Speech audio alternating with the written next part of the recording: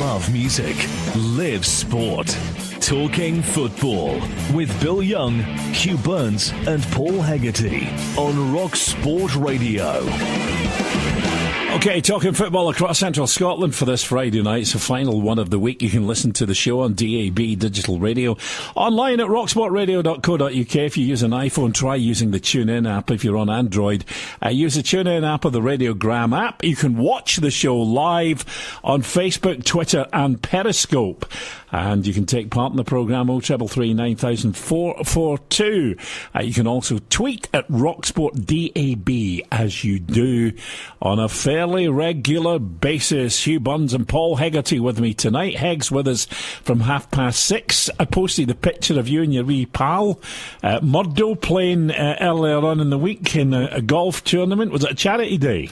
It was a great day, and obviously you know the patron for all these things, Murdo MacLeod, I think is a patron to every charity that exists in Scotland.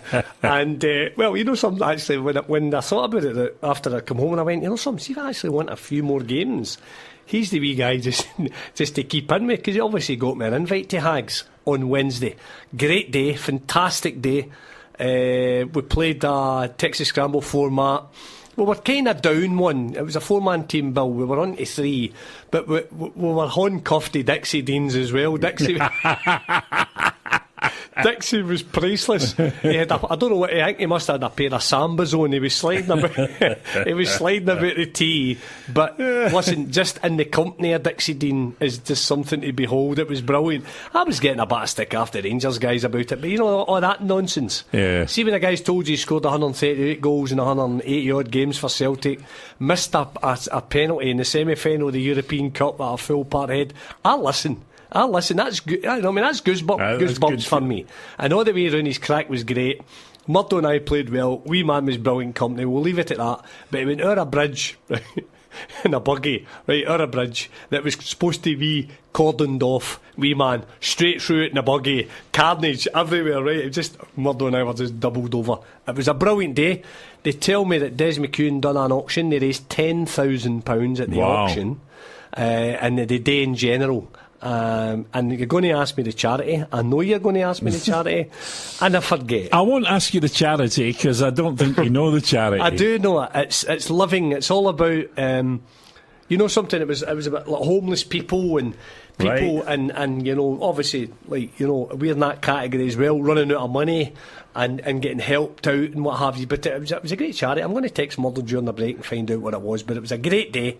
Hags. Campbell Elliott, the pro there, lovely man, and the course was brilliant. Best I've seen Hags for a long time, Bill. Very good. Well, you got a lot of response because I tweeted the picture, and you got a lot of response because I said, I can't believe this is what Hugh Burns and Murdo MacLeod get up to during the day.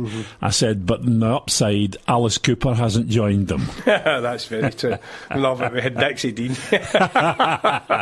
I'm not sure being handcuffed to him was the right thing to say. There was a few ex-pros there. Dixie, Murdo, Marcel, Mark Wilson, who really was the first time I had been in his company. Ex-Celtic player, good lad. Murdo might just be listening, and he gave us a wee text right now. Spirit Aid, thank you very much, Mr. MacLeod. I do appreciate that. Thank you. Spirit Aid, and that's the charity bill it was. But they raised great money. Good. Who else was there? Tom Boyd was there. Gordon Dale moaning as normal does, but generally great turnout and great day. Really enjoyed it. Good. That's smashing. Murdo's great. Had the ball really well, and says that's the best he's played. So obviously I brought the. He was trying to show off. That's what it was, because you were there. Great little swing hit. Honestly, see if I'm hitting 5. He's hitting 6 and 7. He's got strong arms. He's a strong wee guy. Well, he's got a low centre of gravity as well, and he's got a lot of upper body. I mean, he's stocky, Murdo. He's got a lot of upper body strength. Chunky. He's chunky. No, stocky. Stocky. We'll go with that. Stocky. We'll go with that. His part was good all the way around, and with a great laugh with Dixie. I'm pretty sure that if we had another couple of decent players, don't mean that in a bad way about Dixie, but if we had a couple of decent players with Murdo, especially the way we played. We would, but it was a strange setup with the handicap. It favoured the low guys. And it, you know, when you're at a thing like that, usually it's the hired boys that win it. Well, it is. I mean, I've won a couple of Texas scrambles, and I mean, Scramble's great. Oh, I loved them. That's when I got my hole-in-one. Oh, was it? Hole-in-one off a par 4, but it was a winter tee. All right, okay. So I have to own up to it. Boxing Day. Right. But it still goes on the card as a hole-in-one off a par 4. Oh, absolutely. So it was quite a day. And do you know what? Before I got it was right at the link end, and it was Boxing Day, and I'd been out late the night before. Was that wild days? Yes, and I have to say, for the first 4 holes, it was on the 5th. For the first 4 holes, I wasn't sure what a golf ball looked like. To be honest with you, the old napper. I really wasn't sure, and you know, I laid into this thing, Shug, in absolute frustration, and I mean absolute frustration. And at the time, I think I was playing with a 1-iron off the tee. And I got to the link end, there's an old boy walking his collie, and I'm looking around in the gorse and everything, thinking there's no way. I couldn't see the ball, and there's 3 other balls on the green, and I'm walking around. I must have been doing this for a minute and a half, and this old boy suddenly goes, "You looking for your ball, son?" I said, "Aye." He says, "It's in the hole." I said, Couldn't believe it. "Away you go and raffle your donut." Anyway, I got up, and sure enough, there it was. Oh, great feeling. Do you know that after that, I played like Faldo? Did you? Oh, I couldn't miss anything. Wow. Driving up hills onto the green and all sorts of things. Wow. But before that, so golf's very much a place about where your headspace is and your confidence. Well, I told you I had 4 years out with a frozen shoulder. And then obviously the bit of drama I had in my personal life, which is not new to your ears. So, you know, golf was the last thing in my mind. But, you know, suddenly now I'm beginning to boom it again. And, you know, a couple of clubs that I'm now members of are really enjoying it. Been back out again, Bill. Place to be when you really, right, I need away for this. But, no, we McLeod off 10. I wouldn't like to play him in a tie, put it that way. Aye. You know, that way. You might have a bandito about him. Aye. So, if you're listening, Murdoch, I think you need to have a wee look at that. Handicap, you man. Must not be enough cards getting in. Aye. That's what it is. Plenty freebies. Aye, playing lots of charity days, but no playing many medals. Yes, I would think so. Yeah. If he turned up with a 10 at an open competition, then I think I would be having I think there would be a stewards' inquiry. I come out of retirement on the betting stakes, the betting front. But it was a great day. And good. That was good fun. Good, that's excellent.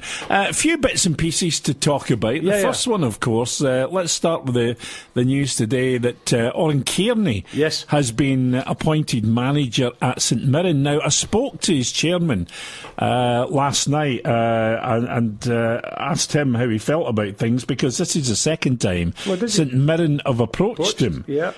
Didn't work the first time, but he's gone now and he's accepted a 3-year contract. So just wondering what your thoughts are on that. He's gone from being a part-time manager at Coleraine, his proper job's a school teacher, to being full-time now at the Buddies. And I guess he's going in at a good part of the season where it's not well into it and you're not fighting against the tide. You've still got plenty of time to turn things round. Yeah, I thought so. I would, it'd be interesting to see what had actually happened at the negotiations the last time when they didn't get it, and but listen, I think they've been big enough down there to make a decision. We spoke about that, the guys on Wednesday, the footballers were saying, good on St Mirren for saying, listen, this is not going to work. And they went back to the boy for Coleraine to get him in. And as you say, time is on his side, there's no doubt about that, rather than making the appointment, get into November, December, Bill, and, they're detached. The season's 4 games old. Stubbs is history. I was getting again a bit of stick off Murdo about me saying, they'll win games, but that was only my opinion. That's what he had to do. But on that show in Hugh, that was a reasonable assumption. Yeah, well, that's it. I saw that game. You can only go what you see, and I thought they were decent at Ibrox, and I'm very surprised. Certainly, losing the first game, not getting off to a good start, and things just no happening for them. They've won the first game. They beat Livingston. No, Livy beat them. No, Livy beat them. Livy beat them, and they beat them. They beat them. How did St Mirren get their point? I think a point or 3. Dundee. That was, beat Dundee that's at it. home. Yeah, they did. They beat So Dundee. really, that's their only points. But Livy beat them away. Yeah, which was a bad start for them, wasn't it? You know, it didn't kick Well, on through there. I'm not just saying this, but you did say from the start you had doubts about Alan Stubbs. You weren't convinced with that appointment. Let me ask you now, and Oren Kearney seems like a really good guy, really well respected and well spoken of by his chairman. Yeah. But I'm just thinking, he was a part-time manager at Coleraine in Northern Ireland. He's coming over to the Scottish Premiership, going full-time. A club where they've just been promoted. There's going to be a high expectation level there, no matter what the fans say. You know Buddy's fans. You know, they want to see a certain style of football and they want results. They've been a bit spoiled with Jack Ross. This is going to be quite a tough ask. It would be for anybody. No, it's a big gig. You know, our high expectations have came up on the back of being champions, and they'll not let it go straight back down, that's for sure. But, you know, something sticks in the back of my mind that I think we've got better coaches in Scotland than a lot of places, and Southern Ireland included. You know, the guy's obviously well thought of. What scares me a little bit when I think about the likes of Pat Fenlon coming over to get the Hibs job. Well, a lot of people have actually been on Twitter today saying Pat Fenlon ?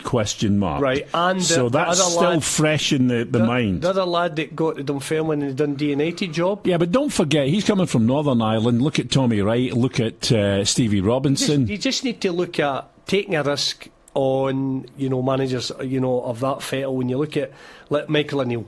You know, Michael O'Neill was doing his stuff in Ireland as well, Bill, before he got the chance. After Beacon, he went over there, didn't he? Was it Sligo, wasn't he? Yeah. And obviously, you know, the rest history with that. So sometimes there is a wee gem within part-time football. They've obviously done their homework on this guy. He must just have missed out the last time when he was interviewed in the summer for the job when they went to Stubbs. And 4 games in, well, They've made the risk. It's no work to give Stubbs a job, paid him off, got this guy in, probably a new backroom team. I don't know if Chipper will keep his job, Brian Rice, or Jamie Langfield, goalie coach. You would imagine they're probably two that the new manager can work with. This is not a risk for this guy either, I don't think. When you look at a part-time guy coming, we always, you know, the teaching to fall back on Bill. He's not leaving a full-time football job, so he's going to come probably on more money as well. So really, I think it's a positive step. But, you know, let's say Jimmy McIntyre and these guys must be quite disappointed that they've lost out to a part-time manager coming from Southern Ireland, getting quite a prestigious job. So, well, I'll tell you what interested me. Billy Dodd saying that they weren't even contacted. Well, we're probably just reading all that through the press, and it gives us obviously food for thought. Is there anything going to happen with that? I think we mentioned it Monday. We thought that Jimmy McIntyre might have been in their thoughts, obviously, that they've decided right away. You know, it was the Coleraine manager that they wanted to appoint. I don't think there's been any hard dealings done there. That's the deal. We want you to be the manager. He's got a 3-year contract, this and 2 other seasons. So really, you're looking effectively 3 years at the helm to reshape the team and the squad. But he's then going in the back of Stubbs' signings, didn't he? But, you know, that can work as well. It's been a big decision for him because the chairman was saying that he's very much a family man, and obviously I'm assuming he's thinking that for 3 years he's going to relocate his family.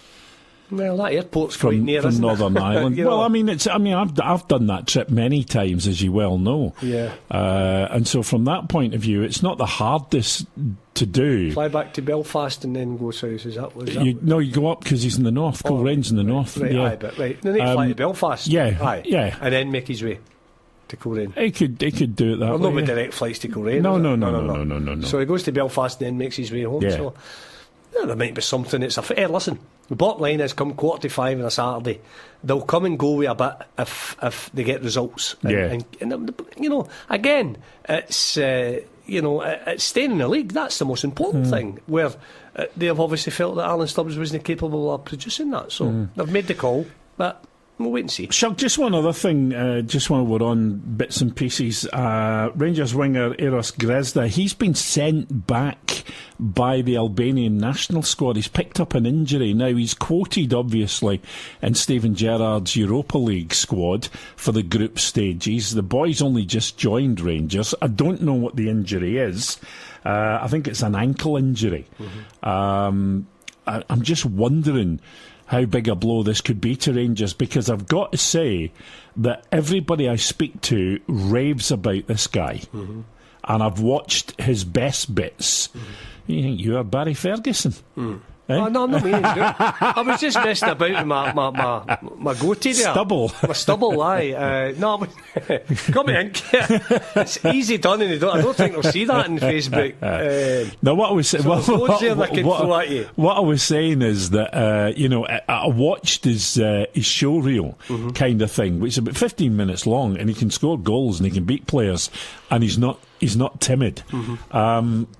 I'm just wondering where he figured, although he's in the squad, I wondered where he figured with Steven Gerrard, because, of course, European football probably isn't that strange to him. No, not at all. And I think in the back of, obviously, Murphy getting injury, and if Candice didn't start, obviously, the Old Firm game, there is a place there. So how big a blow realistically could this be? I mean, I know it's difficult to say because we haven't seen him in action properly for Rangers, but I get the impression that he was due to figure in some games, certainly in Europe. It's not an ideal start when you've bought a player initially for a decent bit of money, and it's a big bit of money where Rangers are concerned, and suddenly the injury crops up. Let's hope it's no long term, because again there's an option there. We probably felt that Ryan Kent was maybe a wee bit out of his depth on Sunday as well, a wee bit rabbit in the headlights and what's happening here. So you'd say either side there is a place available. Young Middleton could come into his thoughts as well.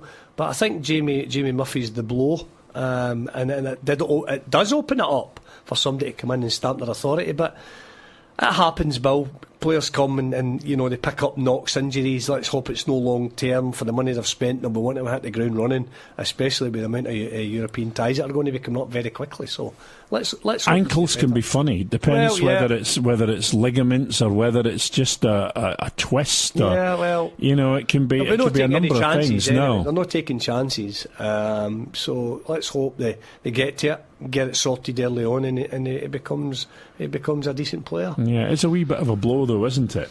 On the managerial front, quickly, I don't know if you spoke about Jonathan Johansson getting the Morton gig. Yes, we spoke about it last night, and that's a really good gig. I mean, that is a good gig for him. I mean, he kind of lives locally as well, so from that point of view, it is a good gig. Was it a surprise to you when you heard out that he got that job? Yeah, probably was. I think I don't know if he was still active at the training ground after the new manager coming in. I don't know. Well, he didn't Johansson coach at Morton before? Yeah, he did. So he's known to the club. So they know him. Obviously, they've looked at his CV, then been involved at the national level, then been involved with Murty. Had a great career, playing wise. So when you look at it, good wee fit, going down there, getting it right. My only issue with Jonathan, right, and sometimes guys change when they do get the gig, is I just think he's a bit quiet, Bill.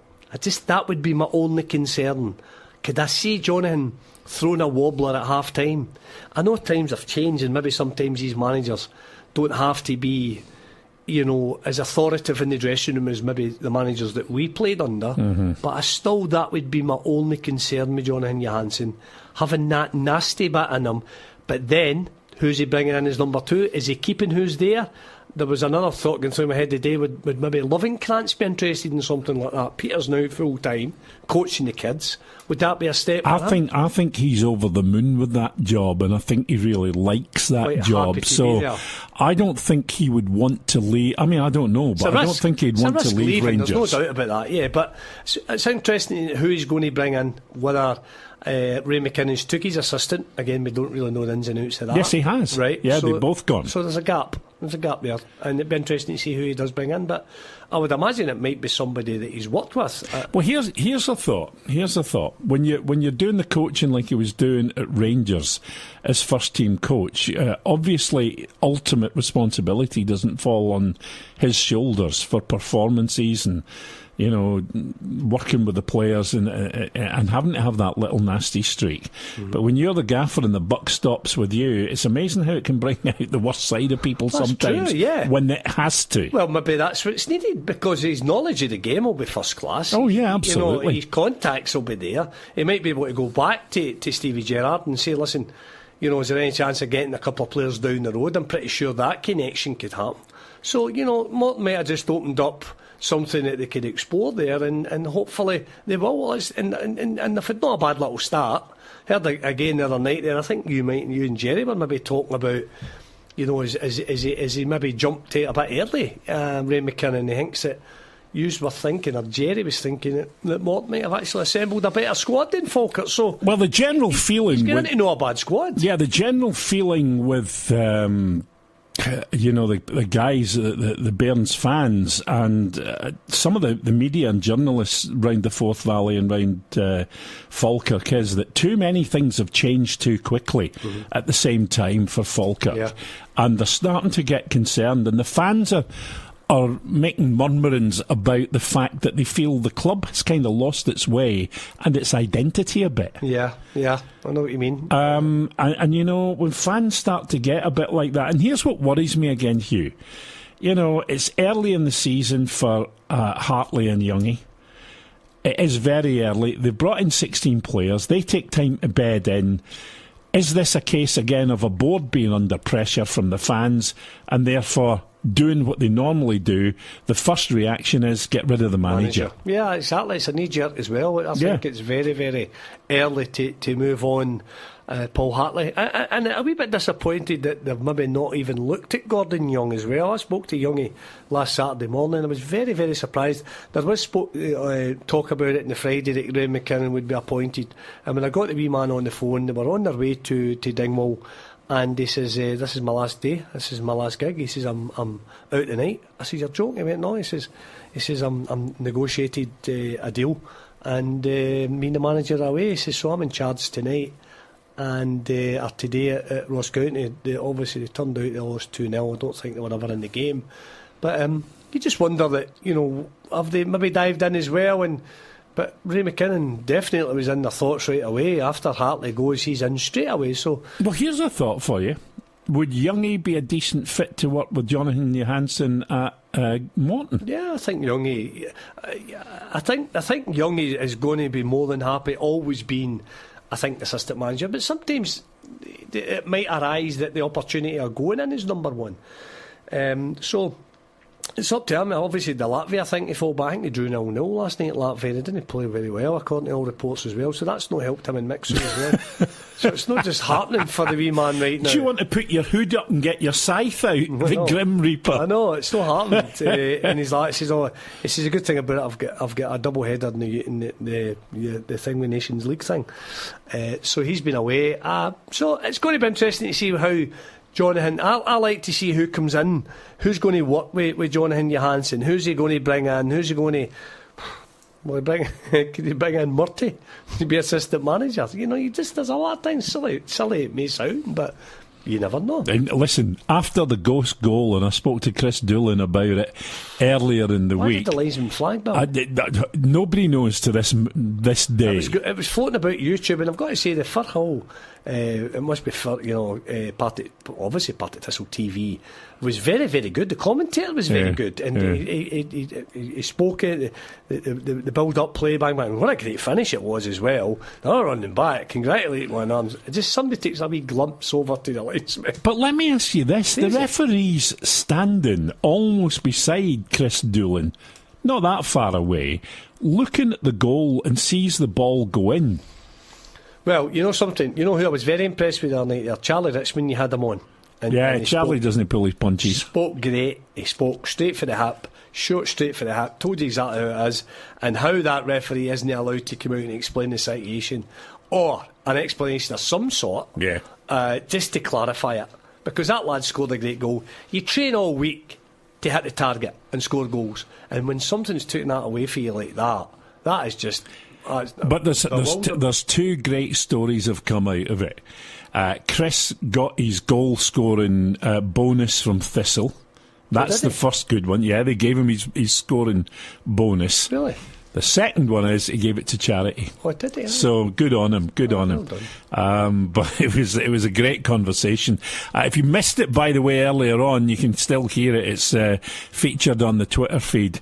And you can have a laugh with us for that. Yeah. And of course it's on the podcast, which is still downloadable from the website. You'll still find it on Spotify, Podbean, iTunes, and all the other usual platforms. I don't think there's anything else happening. You know how it like to well, the under-21s did well last night against Albania, 3-0. Or the women? Yes, we did. Not ladies. Ladies. Right, okay, the ladies. Yes, we had one of the squad on talking to us and running us through Usually things. Shelley Kerr on, haven't you? You've usually got Shelley Kerr on. I think Shelley's still face down sucking Axminster, to be honest with you. I think the celebrations were a wee bit wild. Right, okay, aye. Well, that's good on them. Well done. They've got to the World Cup. It was a magnificent result, as we said earlier on in the week. The under-21s did well last night. They're going to look fairly strong after that 3-0 win against Albania. Mm-hmm. It's one of those things. Andorra, not Albania. It was Andorra. It was Andorra. They play Albania. They play Albania. Do they not this week? Well, is it? It's actually. I'm going down the team here. I've got it on man by man. Scott McDermott's done some marks on them, and David Bates have come in. He should have been involved at under 21 level sooner. Strolled at the back in his first appearance at the back, obviously on the strength of his performances at Hamburg. Ross McCrory in there as well. Billy Gilmer, boy that left to go down to Chelsea, took a while to get going, but it's a class act. Chelsea kid, always wants the ball. Chris Cadden wide in the right, Stevie Malin middle of the park, Mickey Johnson, and the boy Fraser Hornby, who got a hat trick. He got a hat trick, yeah. Fantastic. Lewis Ferguson on the bench, pretty strong bench as well. Robbie McCrory on the bench, Tommy McIntyre, Frank Ross, Kyle McGuinness. So, it's great. I think the 21s are. They're always just nearly there, aren't they? We nearly made it, so now's the time. Big Starkey did well with them. Starkey done great, aye. I'm not convinced with the Scott Gemmell. Scott Gemmell, no, I'm not. That's only my opinion on it. Yeah, well, there must be a reason why. I just think it's a bit weak, that's all. I just think at that level you've got to be... Don't all have to be hellraisers, Yeah, that's all I'm looking for. No, it's just that... Mr. Nice Guy's got I don't think he's got that world, nasty streak in him. Aye. Just too weak. Devilman. He's not Devilman. Aye, I don't know. I just think he looks a bit weak to me. I never rated him as a player, and I thought he did all right. But he wouldn't be my type of manager, I don't think. Okay. But I would just look for raving lunatics to be they say that likes kind of flock together, don't they, birds of a feather? We'll take a quick break. We'll come back. We'll talk more football. And we'll have Paul Hegarty with us. Love music. Live sport. Talking football with Bill Young, Hugh Burns and Paul Hegarty on Rock Sport Radio. Okay, talking football, Shug in the office with me tonight, and Mr. Hegarty back with us as always. How are you? Good evening, Mr. Young and Mr. Burns. How are you all? Mr. Hegarty, how are you? This fine Friday evening. Very official. What's happening tonight, Paul? What have you been up to today? Very polite and very official. Working today? No, I was actually off this week, Hugh, so it was actually great, yeah, just basically potting about and just chilling out, really. That was probably the word, chilling out. You do a bit of gardening, Higgs? You in the garden? I do, I'm a Percy thrower. Are you really? Do you? No, I just keep it fairly tidy, Hugh, and that's about it. No, tidy. Just fairly.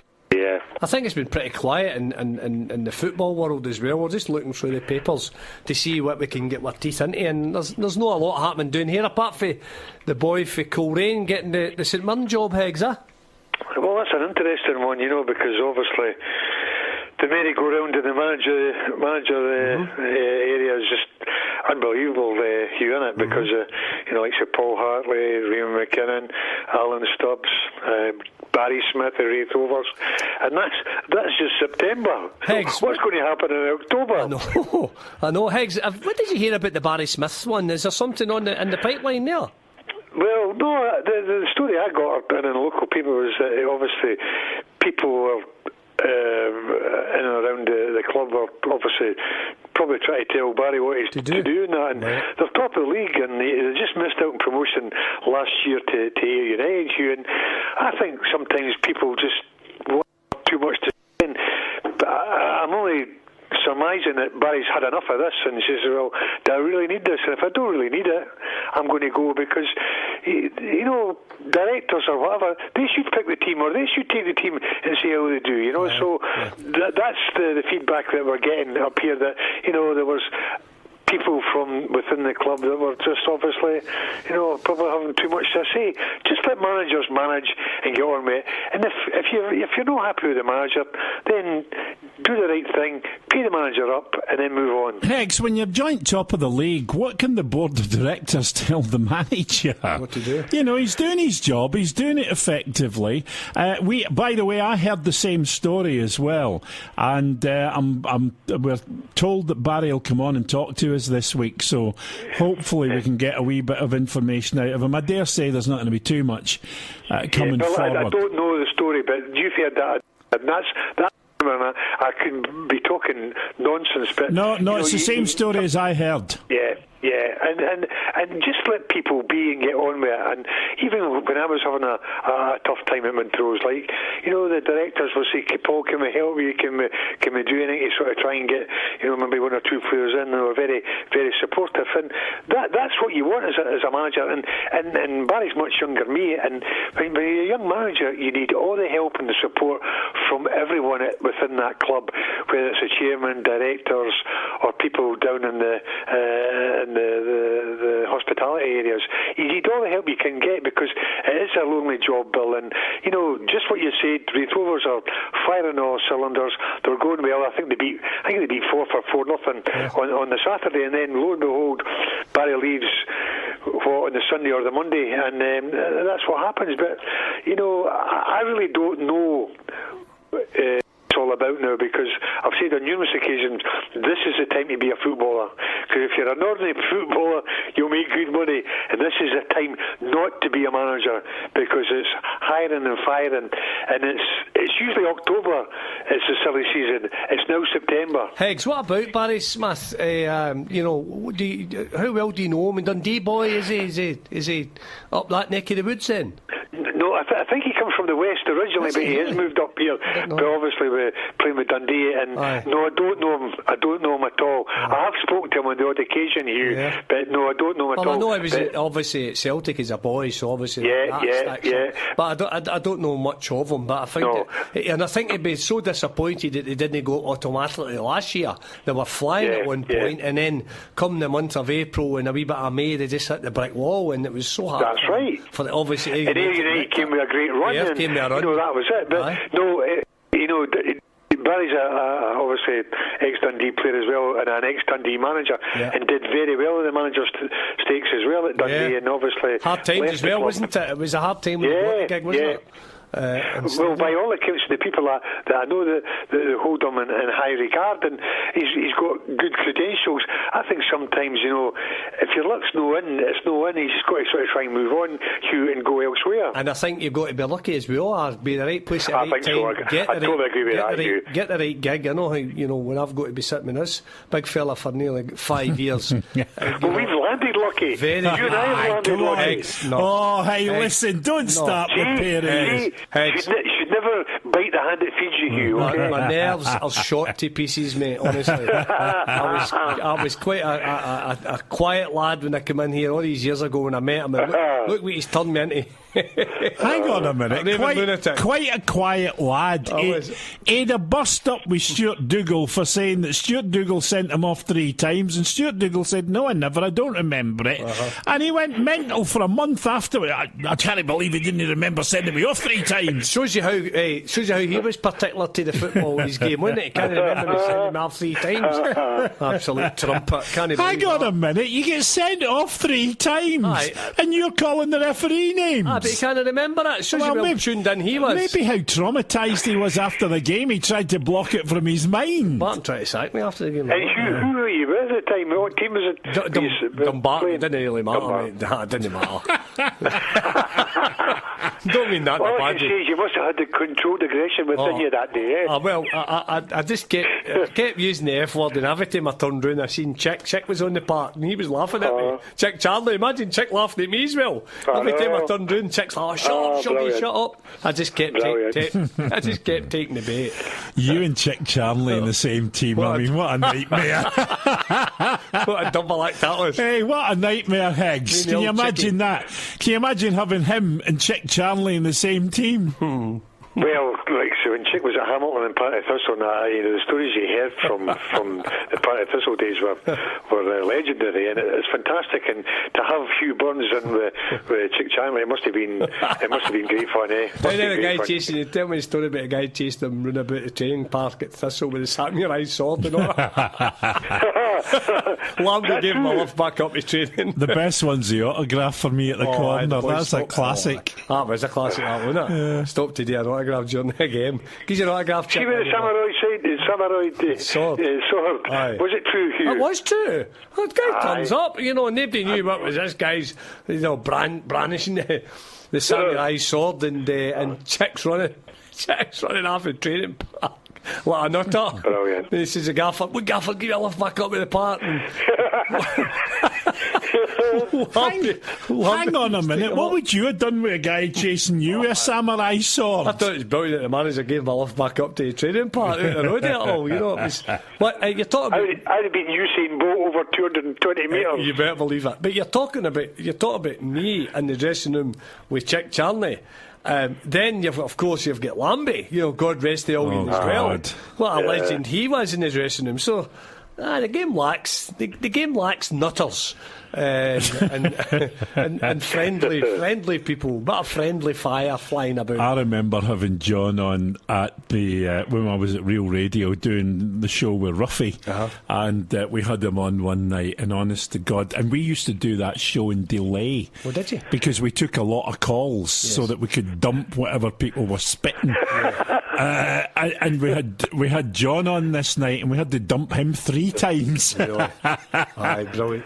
It's like when you've got Dick on as well, isn't it? And hey, the bunnet comes close, but he's only ever let one go once. But they're going well. Oh, they're doing great. They're doing great. Him and Pink are. I did a dinner with him at the start of the year. I left here one night and went over and I met him at Cambus Lang. We did a dinner and he didn't look great. He looked unwell and. He's always doing dinners. 2 nights training. He's got his recruitment company away on a Saturday. I don't know how he does it. Well, that's what I was going to say. Is it any surprise you his health scare? No, it doesn't. And they've told him to slow down. No, it's not. He has slowed down. Slowed down. He only does 5 dinners a week now. But he's massive in the after dinner front. He's great fun, isn't he? Great fun. He's great. He's absolutely brilliant. But we need characters. We need things to talk about, and certainly Dick Campbell's up there. John Lambie's another one. Managers that we played with. The amount of stories you'll have about wee Jim as well, and stuff that went on there. You wouldn't believe it. But another strange one, not a strange one, it probably took me back as well, Jonathan Johansson getting the Morton job after Raymond Lee. Did you know that? He got the job? Did you know that? Yeah, I've just read that in the paper today, How was he at Rangers? Because obviously he'd been doing fairly well with Rangers with, the backroom staff. He worked more with Murty, when Murty got the gig for his twice in the helm. So I think that he was obviously maybe looking for that start. And hey, listen, they might have just unearthed a wee gem there, somebody with good knowledge and bringing, a wee bit of contact as well, the amount of people that he must be able to contact and get players in. Good to see you getting a wee start at a decent club, but it'll be a hard act down there, because again it's all about budgets, isn't it? Higgs, what's your thoughts on the Hartley and Stubbs departures? I think it's so early in the season, and for it to happen to managers so quickly, it's frightening. And you hear so many stories about what happened to Alan Stubbs, in regards to, he spoke to certain players and obviously thought that, they weren't required and that. Until you hear the real story, Bill, it's difficult to say. And obviously Paul Hartley started poorly with Falkirk, but like everything else, you live or die by the sword. But I think you've got to give people a bit of time, and people are so trigger happy now that it's got beyond belief. But I'll go back to what I said. This is not the time to be a manager, because last week or the week before, everyone was saying, Celtic are against Brendan Rodgers is not doing this and doing that, and now because he got a result against Rangers, nothing's been said, and just let be live, But I just feel you've got to give managers an opportunity. You've got to give managers a bit of time and let them go on with it. I think it's a hard act to follow with Jack Ross going down to Sunderland from the St Mirren days, but it's early days now. There must have been something said.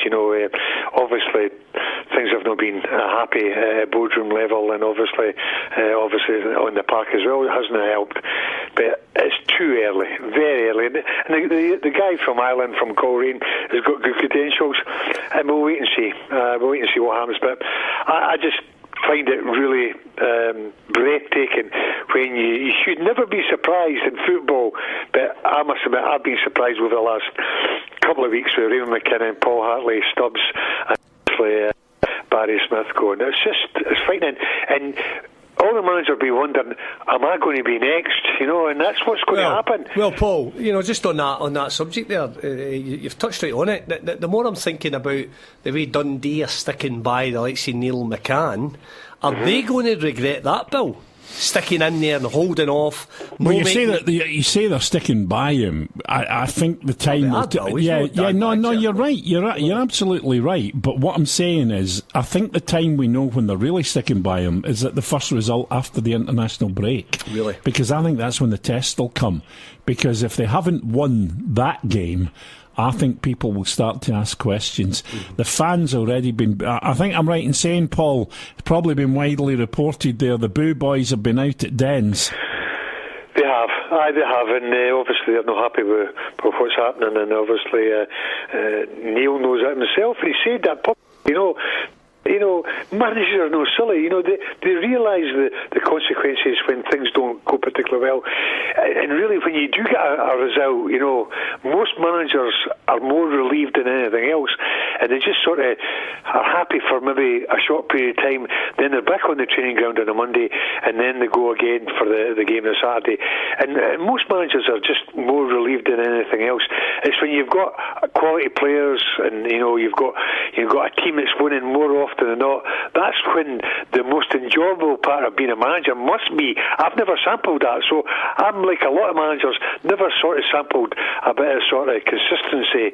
And most managers are living on their nerves, they're living on the edge, and it's not right. And sometimes it maybe shows through to the team. But Neil McCann has said that he knows the circumstances, he knows the consequences, and he's hoping that he can start afresh come the international break, guys. And it's amazing what one result does. Just to get a wee head of steam. That's right, Hugh. And go, right, okay, we're down here in a league amongst ourselves, 6 teams around about us, 5-6 teams, and let's go and be good enough, because you could throw a blanket over them down there. Yeah. So it just is a wee bit of lady luck, turning it round. He's passionate. Let's all hope he does it. We don't like to see guys going through a hard time. He'll be taking it very, very slow. But the thing that worries me about Dundee, we've said this before, and you're talking about those 6 teams down there and you can throw a blanket over them. They're the teams you've got to beat. Yes, excuse me, the teams around you. Like say the Motherwell at home, and they never looked and St Mirren. St Mirren as well, yeah. And they get beat. They lost that. They're the games they've got to win, because they're the teams that are going to be round about them. And the boy Coker at the back, the big centre back that exercised his right to move, I think just before the window. I don't know where he ended up, but he was beginning to do it for them at the back. And you need players like that. You need a wee bit of experience in. They've obviously not released enough funds for the boy Shanklin to get the move for air. They've brought in 38-year-old Kenny Miller. Kenny's good, best days are obviously well behind him. He's a fit lad and he'll do his bit for them. But that when you're bringing in players like that, I think that's when it's a wee bit stretched on what you're getting. Rangers have just brought a 38-year-old in. But that's alright, that's Rangers. You get away with that. He's for he doesn't have to run much. He's got a couple of players running about him. I think that's the plan, the big boy Macaulay, to be fair. So you mentioned what about the Owen Kearney one? The St Mirren manager from Coleraine. What do you think of that? How's that come about? Well, he was in the frame the first time round. I spoke to his chairman last night, and I'd spoken to his chairman before. And when I asked Colin about how you feeling, I said, Colin, it's a bit like deja vu here. Mm-hmm. And he says, I know, Bill. He said, but we expected, the way Oran's been performing, we knew it was a matter of time before another team came from. We didn't expect it to be St Mirren again so quickly, but they had him in the frame first time round, and he's done a great job with Coleraine, and probably gone as far as he can over there. But as I was saying to Hugh earlier on, Higgs, the boys had to make a decision. He's a part-time manager in Northern Ireland. He's a school teacher. Mm-hmm. He's got his family there. He's very family-orientated. It's a 3-year contract in Paisley. What does he do? Does he leave them there and travel back and forward? Does he bring them over? What does he do? And he's made the decision now to go into the Scottish Premier League with a team that's just gone up from the Championship, who have sacked their manager after about 7 weeks or something like that, 8 weeks. It would be a hard gig for anybody, but someone who's coming into it cold like that, from that kind of background, you've got to say he's got to show something, and must have something about him if Tony Fitzpatrick has decided with the chairman that he's the guy. Well, I think you're right in that one, Bill, but he's got a 3-year contract, but Alan Stubbs got a 3-year contract as well. Well, that's right. To him. No, you're absolutely right, Higgs. Mm-hmm. So, absolutely. If I was a manager coming there, you would say, well, you would like guarantees, because if I do get a sack, I've got to get paid up 3 years. I knew there was a wee connection as well there with a Pascal Marnock manager, that Kenny Shields is his father-in-law. Aye, that's right. And I think, according to all reports, that obviously Kenny would have been, pushing him to take the job and speaking highly of the Scottish League. But he just says, he's quoted here, Mark McIntosh done a bit in the Sun, and I'm saying it, and they talk so highly of him. Ulsterman Kearney is in a class of his own, and he'll teach buddies. So you just listen. It's all about the managers can pick the team, the managers can do the shape, they can work, they can do their stuff, but it's about players when they cross that line. Does he have good man management skills? Can he get them organised? Can he win football matches? It's taking a hard gig there, because most teams that do come up, find it very, very difficult. It's a struggle here, to kick on. Livingston have started decent, but you'll see it eventually kind of peter. Now, I don't mean that, and I wish them coming down the table, but they will eventually make their way mid-down a little bit. So, St Mirren's they're going to struggle. You need a good start, you need stability, you need players doing it for you, and right now, St Mirren will get into any of them. So they've went back to the guy they've interviewed.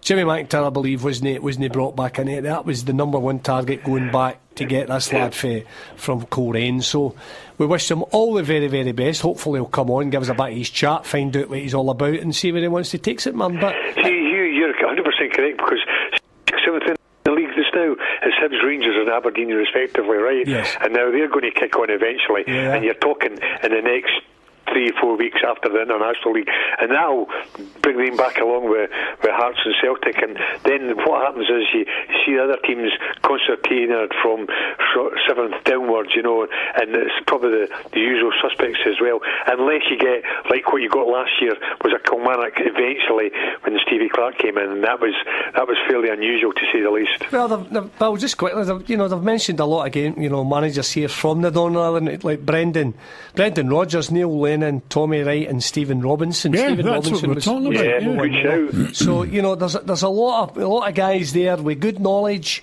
The Irish contingent, they're all there, they know their stuff, and they'll probably all look after one another, which isn't a bad thing. So he may be able to go on and call on some favours with some of these managers. And well, here's one thing. After the international break, he'll be able to get up close and personal with Brendan Rodgers, because his first league game's against Celtic. Well, he's picked the right one again, isn't he? Well, that's a baptism of fire, and he'll enjoy the occasion, and he'll get to know what the club's like and what have you. But he's seemingly doing a very good job at Coleraine. He's been a teacher. Don't think it's a massive risk coming over here and going full time to be a full time football manager, because he knows he'll always have that to fall back on. Well, here's a wee tweet that's come in from the Ulster Bear, who says, remember, this Coleraine were a nothing team over here until he took over. He made a very small club a very big force in the Irish League football, and don't forget they just hammered last year's champions in his last game before his big move to St Mirren. So thank you for giving us that information, because I didn't know that. No. So listen, good luck to him. Guys, here's something I do want to talk to you about, because we talk about players' loyalty, we talk about clubs sacking managers at the drop of a hat, but what about all this acrimony that's flying around between Ray McKinnon's departure from Morton?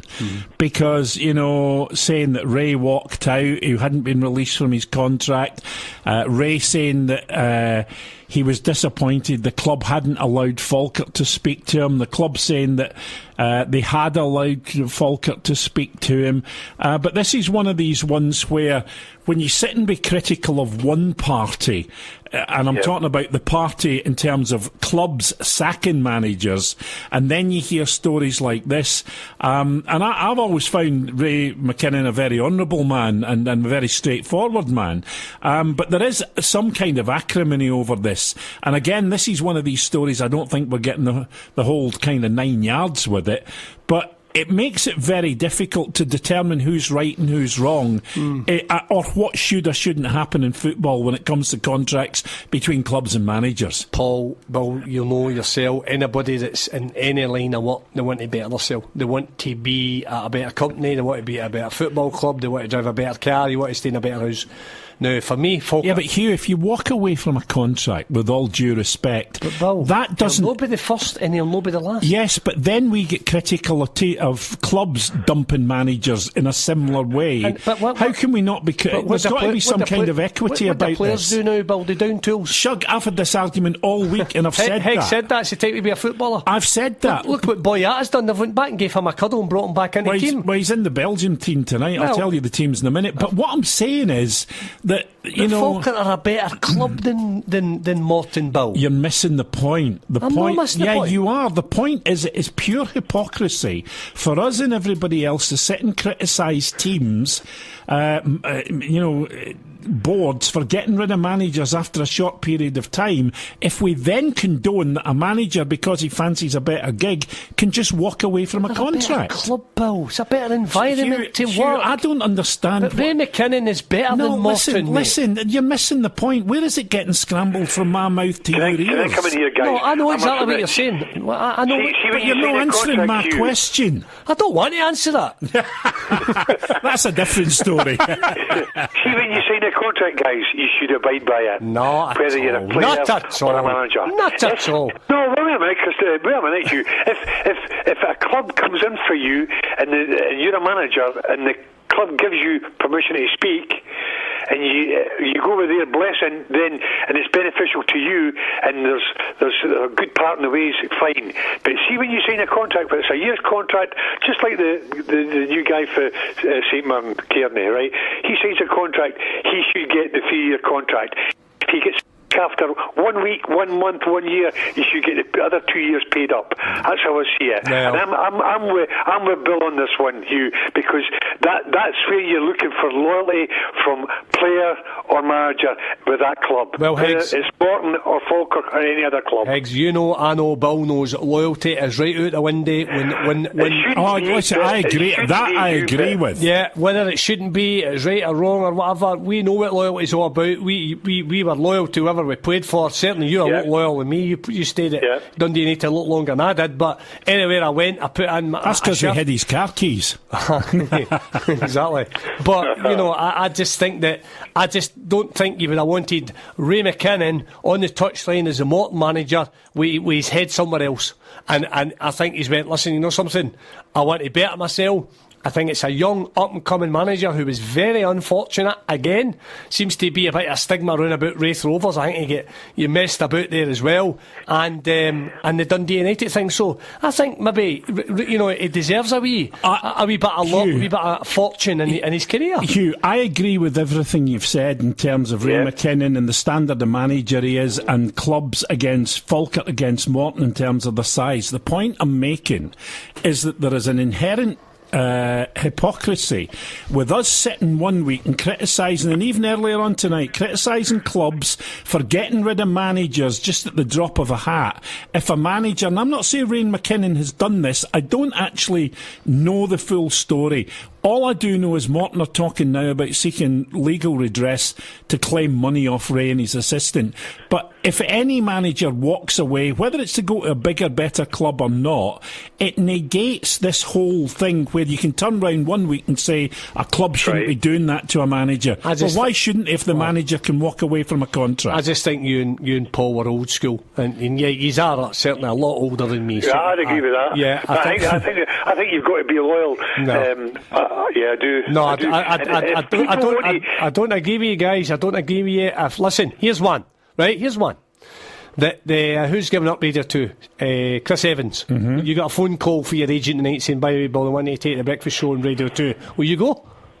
Would I go to Radio 2? Yeah. No. Oh, no! I knew you would say that. I can't believe you. But do you want to know why? I can't believe you said that. Do you want to know why? No chance. Because I hate London. No, it's rubbish. That's why. Well, I'll tell you what. We'll leave it. We'll put a jet on for that's you. Why. And fly you up and doing every night. Hugh, I've done that gig. No, I've done that gig. I went to Talk Sport. I'm talking about going to a job where that you know is better than the one you're in. Well, I did. I went to Talk Sport from Real Radio for 3 times the money. You done it. You done it. You're sitting there saying Ray McKinnon's wrong. I did it because some moron who thought he knew about talent management. Ray McKinnon's done the right thing. Reneged on a deal with me. Ray McKinnon's went to a better club.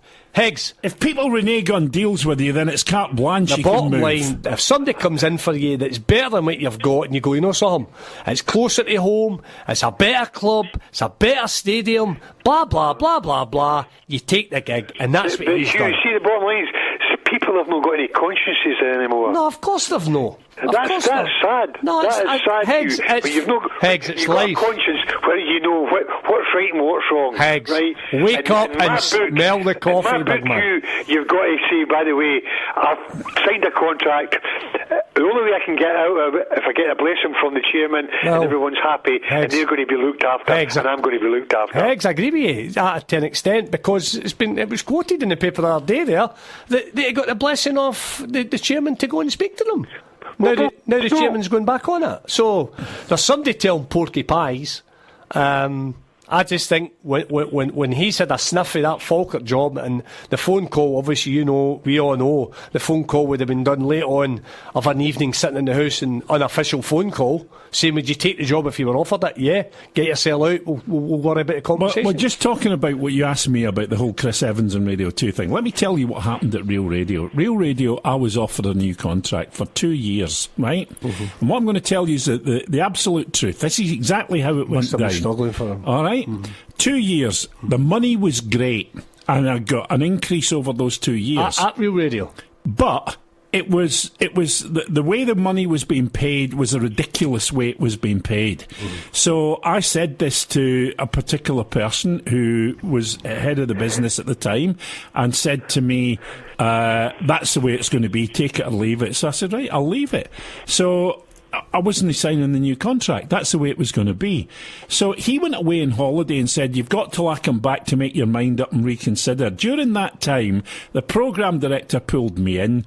We had a conversation, and I said to him, I'm happy with the money. I just don't like the way they're paying it. And it's been paid in a crazy way. He said, no, I agree with you. He said, you got to remember, he's come from newspapers. He's got no idea about talent management. He here's what I said, well, he said, what do you want to do? I said, I'll tell you what I'll do. Remember, they'd offered me a 2-year contract with an increase each year. I said, give me the money that's on offer over the 2 years from now, and I will not speak to you again for 4 years about money. Mm-hmm. I'll not talk to you again. He says, you're joking. I said, no. His hand was out in a minute. We shook hands and everything was great. The wee short fella that came back that had no clue about radio, shouldn't have had a radio, never mind being managing a station, came back and he said to me, he had no right to do that deal with you. I'm taking it off the table. So he reneged on a deal that I shook hands on in front of a crowded office to a roar of applause. And you know what I said to him? And this is what the point I'm going to make. I've gone a long-winded way of doing it, but here's the point I'm making about it, right? I said to him, I don't want to work for you now anyway. I said, because even in this business, there has to be a degree of honour, and you're not an honourable man. Well, and I went to Talk Sport for 3 times the money, hated every minute of it because it was in London, and I hate London. But the point I'm making is, even in the muckiest businesses, there has to be a degree of honour. Well, you and Higgs are certainly singing off the same hymn sheet there, but I'm very surprised that you actually fell out with somebody. That is, I'll batter you in a minute. For me, Hugh, I think if you sign a contract, right, and I'm only talking for myself, you should abide by it. And once the contract's up, then you decide whether you want to go elsewhere. They can renew that contract with a better deal. Higgs. That's great. Higgs. And that's what happened to me on every occasion. Higgs, don't talk to me about contracts, mate. I had 3 years left in my contract when I was told I was going to the Hearts. And Kleenex came in and gave me a sponsorship. I was greeting that much going through the M8. So believe you me, contracts, mean absolutely nothing. Correct. But it should, Hugh. I understand. Will and I agree because we think it's right, and I think it's right. But you're a bit of a one-off in the Scottish game, or have been. That you were a one-man club, a one-club man, or whatever I mean to say. And that's what you wanted to do. That's great, fantastic. You're a brilliant career. But see, nowadays, Higgs, they chase the buck. You try to tell me that Ray McKinnon's went for less money as well at Falkirk? No chance. Yeah, but you're muddying the waters by making it about... I'm not muddying the waters. What are you talking about? Because nobody's questioning the manager wanting to better himself. What we're saying is that at the end of the day, there has to be a process which is equitable. My argument is that we're hypocrites if we sit and criticise boards for getting rid of managers at the drop of a hat, yet a manager is allowed to walk away at the drop of a hat. You sound like Jack. We're a hypocrite. You sound like Jack and Victor doing the Klansman used to. You're going to stick to it. You're no any leeway. I'm outnumbered. That's because we think logically and rationally. Right, okay. The bottom line is, I know. I've got a feeling. I've got a feeling of what's going through Ray McKinnon's head. That he wants to be a better club. He wants to work with better players and a better environment. No one's disputing his right to do that. Morton, on you go. I'm going to a better club. No one's disputing that he wants to be. That's the way he's done it. But you're not... How many times, Heg, have I got to do this? Because he's not answering the question that we're talking about. Okay, you're a trumpet. Okay. Thank you, Louis Armstrong. Right. Yeah. Teams for tonight. Belgium, Courtois, Boyata, Company, Vertonghen, Castaigne, Tielemans, Dembele, Hazard, that's T Hazard, Mertens, E Hazard, which is the Chelsea Hazard, for those of you unacquainted, and Lukaku. Scotland team, Gordon, which means he'll not be playing against Albania in the Nations League, because it's one or the other, I've been told. Yeah. Suter, Mulgrew, Tierney, Fraser, Robertson, McGinn, McDonald, McGregor, Armstrong and Griffiths. What's your thoughts on the Scotland team, lads? I never actually wrote it down, but if you want to go through it again. Right. Gordon and goals. Wait a minute to write it down now. And then name, it's wonderful. For God's sake, man. Gordon, what's the back four? Suter, Mulgrew, Tierney, Fraser. Ryan Fraser playing right back? Yeah. Yeah, okay. So Fraser... No, Suter's playing right back. No, he's no. Suter will play in the middle with Tierney and Fraser will play right back. All right, okay. I think. Right. Eggs, what do you think? Yeah, it's a back three. Aye. Back three. Aye, Beg okay. your pardon. It's okay. Who we got in the middle of the park? Robertson, McGinn, McDonald, McGregor, Robertson, Armstrong, McGinn, Armstrong, and McGregor. Good midfield, strong midfield. And Griffiths up front. Griffiths up front. Well, that's a strong side, yeah. I'm quite happy with that. Do you not happy with that? I think some good players in there. I'm not commenting on it. I'm asking you to. Well, no, I think we've got a lot of really, really good youngsters in there, and I think that'll be the way we've got to go ahead, and that's the way I like we'll go. Just try to think who's kind of. There's not really any big guns missing out. Quite like the idea of Robbo pushing on, Tierney playing in his favoured wing back, maybe, yeah, and Robertson playing wide in as well. Well, I would have thought so, the way it's looking, if they're playing a back three. It has to be. Yeah, of course it is. Tierney pushing on, Robertson on ahead of him. You know, if we can't get a result down the left side with Tierney and Robertson, then we're going to be struggling. But then you look... We're playing Belgium. Did you miss their line-up as well? It doesn't matter what they're doing. We're Scotland. We can go and get results at home. We're only 8-1 to win the game. Listen, I'm going to say this for the last time, and I mean it. I really do. So mark my words. Am I annoying you tonight? Higgs, you're actually a witness to this. See if you come in here with tin of Red Bull again, I'm going to stick it right up your jacksie. I've been feeling tired all day. The hard day at the office. It doesn't agree with you. Red Bull does agree with me. No, it doesn't. It does. It wires you to the moon. Red Bull I'll have my first tee shot about 400 yards tomorrow morning. Red Bull to use the same as gin to my missus. Well, I've heard about her in the gin, so I maybe just gear up. No, I think that's decent. Higgs, what do you think? Tierney's at centre back, Robertson. Tierney's at centre back, Robertson and Fraser wing back. Yeah, I think it's going to be a real test tonight, irrespective, who plays for Belgium, because you're talking quality.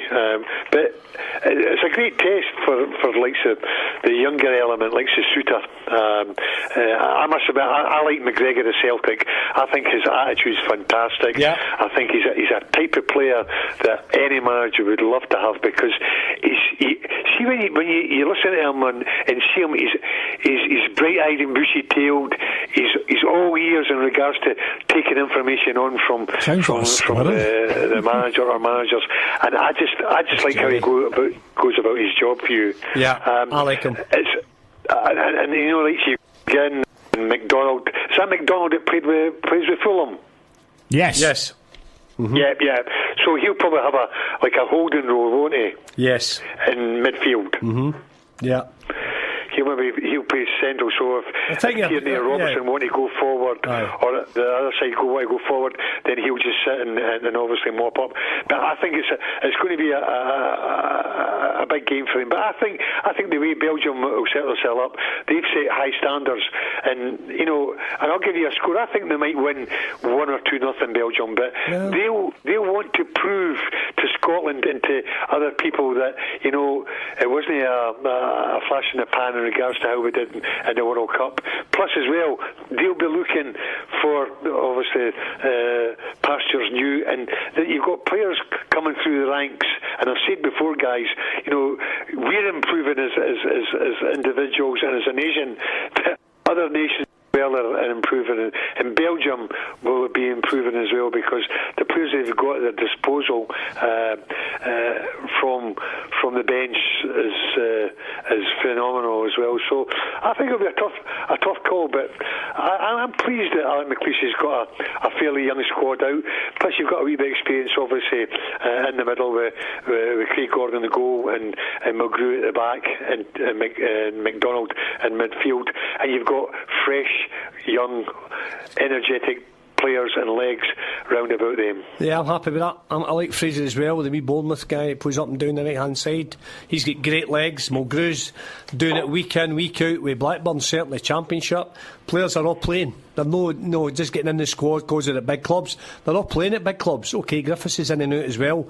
Armstrong on the back of his move to Southampton, and as McGregor for me is different class. He can just get in that wee inside right role, but equally comfortable. Fraser will be bombing on down that side. I think we'll give Belgium a game tonight, and okay, they're talking about this Nations League thing and all that. Scotland don't play friendlies. We're there, the Tartan will be there. What do you think the crowd will be? Maybe 30,000 there for this? Well, I heard some horror stories about what the ticket sales had been. I don't know. 30, I don't know if we've got an updated, if Lewis has got an updated ticket sales thing. But it was very low early in the week. Well, that might have been one, and we've spoke about it before, for a Tynecastle, for an Easter Road, for a Pittodrie, for fill the place, Heggs. Correct. The same as other countries do. Why do we not do it? All they're doing is spitting the dummy whether we're going to revamp Hampden or we're no. They're going to go out there the night to it's going to be it's going to be less than half emptied, isn't it? Really, and that's no great for boys playing. Take that game tonight to a weird stadium. Pack it out and get a great atmosphere. So I think they've made a mistake there right away. But right, I'm happy with our players. Here's your chance, both of you, to gang up on me. Yeah. Right, and I know you'll relish this. Mm-hmm. Yeah. Shuggy Burns. Yeah. Mr. Red Bull. Hugh Burns. Mr. Red Bull. Don't call 2018. Me Shuggy. Don't call me Shuggy. Right. Don't call me Shuggy. This is your chance to gang up on me, because here's what I'm saying. I think it's right that we have friendly games. Do I think it's right that a friendly game against a major team that have done so well in the World Cup and could beat us should be played so close to a competitive game, even though it's against Albania? Mm-hmm. Is it good for any team on the back of a defeat to then go into a game which means something? You'll not lose heavily tonight. I think the fact it's... Oh, I see there's degree of losing now that worries you. Shut up. It's like degrees of Shut dead. up. It's like degrees Shut of dead. up. He's only partially dead. Let me in. No, he's dead. A defeat's a defeat, you pudding. Let me in, you trumpet. Let me in. What I'm saying is, are you no better testing yourself against this team tonight than playing some, team that you're going to hump 3 or 4-0? You're not then taking true form into your competitive match. That's what I'm talking about. No, but you're taking the psychology. We'll not take a big beating tonight because I think we've got a lot of quality in there. A lot of quality, and we'll give them a game tonight. We've got good legs. I think we'll give them a right good game. So I'm happy that we've took the game. What do you think, Paul? Ex-player. One ex-player. Taking the game. To a big has-been broadcaster. I think the game should have been played on Wednesday. Right. Why couldn't it have played on Wednesday? They met up last Sunday, after the game. Well, some of the Celtic and Rangers players obviously would turn up on the Monday, but why not have the game on the Wednesday? So that it gives them a right few days to for Albania. When is Albania game? That's my Monday. question. Monday. Yeah, that's fine. That's Monday, yeah. Plenty of time. So Sunday. They've only got 2 days to prepare for the Albanian. We're talking Albania here, mate. We're not exactly talking about France. Do you think Albania are dummies like? Oh, of course they're dummies. Okay. So why did your team sign a player from Albania? That's nothing to do with the national team. He's the best player. Why did your team sign an Albanian if they're dummies? No, he's their best player. All right, he's the Maradona of Albania. So again, we're back to degrees of deadness. He's the Maradona. He's only partially dead. He's the Messi of dead. Albania, and the Rangers have signed him. We only sign good players, so that's another story. But anyway, all kidding aside, I think there's plenty of time. Players are fit. Yeah, I think I've got to agree with you. Maybe even last night playing the game. I just think the psychology of a defeat. I mean, it's just. How do you know they're going to get beat? When was the last time? But you're sitting there, big doom and gloomer. How do you know they're going to lose? Hang on, wait a minute. I didn't say they were. I said if they did. Yeah, if. Do you want to hear it played back to you? If they did. If they did. Well, is what I said. I'm telling you. When was the last time Scotland won? Who was the last time they beat? Who was the last people we beat? I don't know. You're the fountain of knowledge. I'm not. I can't remember any of these things. Horsburgh's the guy that remembers all this stuff. I don't remember any. I talk that much gibberish to you boys on a nightly basis. You've got a programme director there that sits and sends you we love notes and all that most of the time. So Hungary 1-0. Hungary 1-0. Yeah. Who are they playing? No, that's who Scotland beat last time. You're pudding. A big trumpet dive right in there. So we beat Hungary 1-0 away from home. Yeah. Matty Griffiths scored. We played well. We did. Big McKenna was great at the back with Mulgrew. And listen, there was a lot of big players not playing at Hungary as well. Don't think Tierney played. Don't think Robertson played. Don't think Griffiths played. So, we've taken a lot out of that game. Hungary are no mugs. Tell you that. So, I went and beat them 1-0. So I think we'll go and give a good account of ourselves tonight. Looking forward to the match. Time's it start? 7:45, I believe. We'll get an update. I'll get a flyer. No, we'll get an update because Big Hamish is covering it for us tonight. Big Hamish. We'll get Hamish. Big Hamish at Hamden. Hamish will be with us in a wee minute. Guys, I'll say the cat amongst the pigeons. Ken, what I'm against the Nation League. This Nations League. No, you've not set the cat amongst the pigeons at all. I think it's a laugh. Football on television. I think it's a joke. No, not at all. I think it's a great tournament. Do you think it's great? It's great because it takes that element of friendly out it, and it's a competitive match. Can you imagine getting to the final of the Nations League, getting up there and lifting that cup? What a feeling that must be. Can you see that happening? Aye, maybe no more Red Bull for you. Aye, but it may happen to somebody, but it'll not happen to us. but you can dream. Dare to dream, Paul. Dare to dream. Right, listen, let's find out. Hamish, are you there? I am there, Bill, yes. All right, listen, what's the anticipated crowd at Hampden tonight? That's the first thing we want to ask you. Well, I'm looking around and there's a good bit of the stadium over to my right closed off. Same on the left-hand side, obviously filling up a wee bit. I reckon about 20,000, Bill, so not great at all. £35 a ticket. Well, that's that. We'll talk about that in a minute because we've just had a tweet in asking, what do you think of the SFA charging £35 for a friendly? How many people are not going to bother their backside to go and see it at that price? Yeah, can we quickly ask Hamish? Hamish, did you pay for your ticket?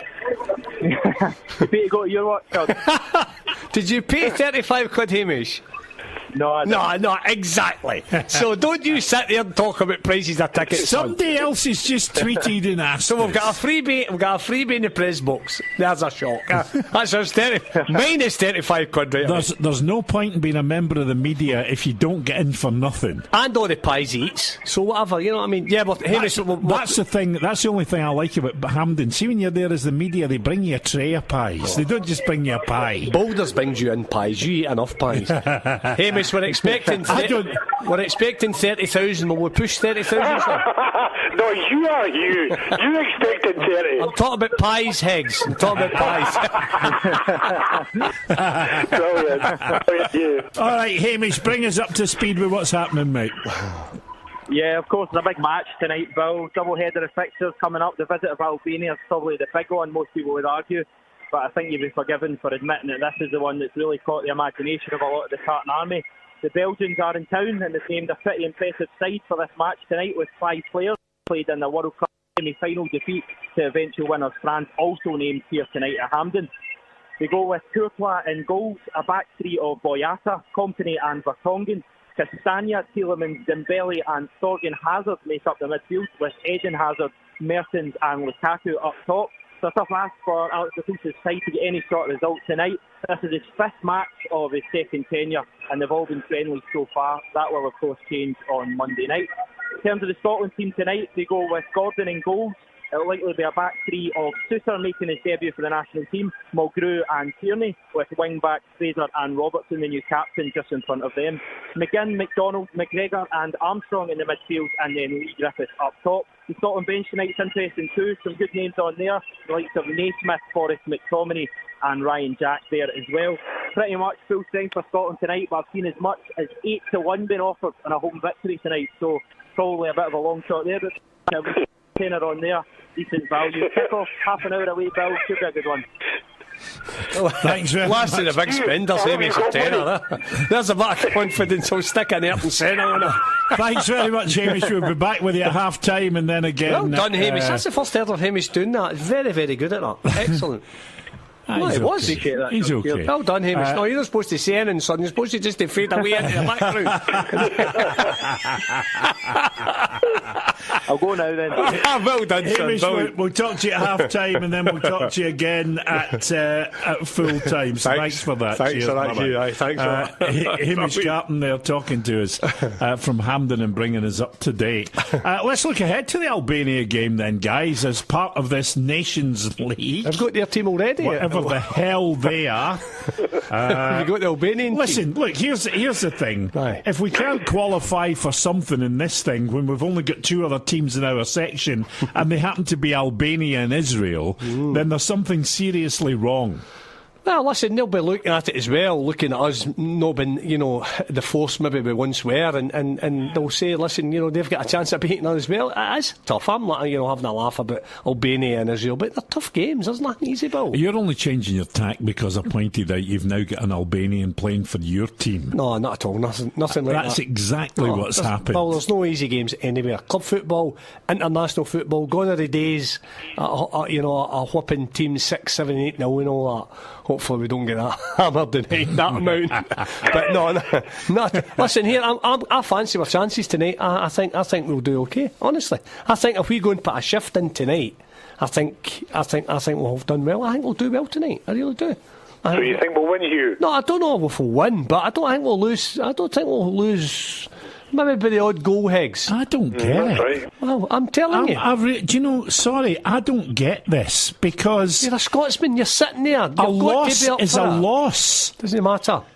You can't... So if we lost 4-3 to Belgium tonight... It would be a loss to me. But would you not say, listen, what a good performance that's been? No, I'd say we lost again. To possibly, nearly the world champions. Well... I'll agree to disagree. As my old grandpa used to say, nearly never killed a cat. Well, I'm not taking the bait with you. That's my opinion. So, at the end of the day, we're not interested in your opinion, but we'll take Higgs' opinion. All right, well, we'll take Higgs' opinion. Well, you've heard that. I think they're a quality side, and I think it'll be a difficult game. But what I will say, it'll be a great test for the younger players, and that's where you're looking for Craig Gordon, McDonald of Fulham, and obviously Charlie Magoo, Blackburn Rovers, to obviously use their experience to help these younger players progress to bigger and better things. I think it'll be a tough game. I think it'll only be maybe 1-0 or 2-1 or something like that. But I think, more importantly, I think we've got to be worried about Albania, because what happens if we lose the 2 games? I'm not being a prophet of doom, but what happens if we lose the 2 games? Because I must admit, see, teams like, say, Israel and Albania, there's no any mugs anymore, Hugh. No. And you've said it. Know, mate. It's very difficult. And to win games at any level, especially international level, is doubly difficult. Yeah. I must admit, I'm against this Nations League. I think they should be the World Cup, and you've obviously got the European Championships. End of story. If you can't qualify for the World Cup, or the European Championships latter stages, forget about it. I think we're kidding ourselves on, because it's another cup. Can we try and make more money for everybody? Mm-hmm. I think the fans are fed up of these games, and you'll see how many turn up on Monday, unless Scotland got a great result tonight. Then you get a few more on the gate on Monday. Higgs, I've got to agree, and Bill as well. £35 is nothing short of shocking. I mean, for a friendly, that is a tenner all day long, and get your 40,000 in there, and have a fiver for the kids, a tenner for adults. Correct. And get 40,000 in. I just do not see what they're thinking is in that. Is it the fact that if we get 40,000, well, we need more stewards there, we need more police there? That's in their thoughts. You have a full house. With cheaper a tenner all day long, Higgs, with a fiver concession, and you think we'd maybe even attract Bill, because they would obviously need to order more pies as well. The fact that the big man's coming along, so think of the spin-off they would get for the pie factory. But I get my pies for free because I'm media. Well, definitely. Guys, I've had mercy. What do you think of this Nations League, Hugh? The only thing is it adds a wee bit to it. The fact it takes away the meaningless friendlies, which I think we play too many of anyway. So I don't think, you're playing for your country, Higgs. You did it, I didn't. I played it at 21, you're a full international footballer. You'd have played in friendlies, Higgs. I'll bet you still put it in and want to represent your country. I know it's changed a wee bit now, of course it has, but you're still there to represent Scotland. You're still there and they're singing Flower of Scotland. You're still up for it. But I think that wee edge, because it is now competitive, call it what you want, Higgs. They could have called it anything. It's still a notch in the belt. It's still a cap. Still playing in front of a decent crowd on telly. So I think there's a lot of pluses to take out of it. I quite like it. All right, well, here's my view. My view is that very soon we will have a very short domestic season, or we will see something that will happen that I think's already starting to happen anyway, and that's we will see a European Super League, which will not include teams from Scotland probably, and that's what bothers me. I think our domestic game is going to suffer drastically drastically because more and more UEFA and FIFA are dictating what the domestic situation looks like, and that bothers me greatly. Yeah. It really does. I worry about it. I still think that what's going to happen as time goes on, and maybe within the next 5 seasons, we will see this European Super League, where you'll see X amount of clubs from Spain, from Italy, from Germany, from England, possibly from the Netherlands and places like that as well, France possibly. But again, what it'll do is it'll just mean that the domestic league will get weaker and weaker and weaker, and it'll be more and more difficult for clubs to sustain viability in Scotland, particularly. I just like the freshness of our squad now, guys. You know, we've got young guys. I agree with that, Hugh. You know, yes. Higgs, there is a freshness in there, Yeah. and you know, Big Alec might just be going back in for his second stint at a real good time. The fact that he's got good players. Well, you know, we go through our team tonight and.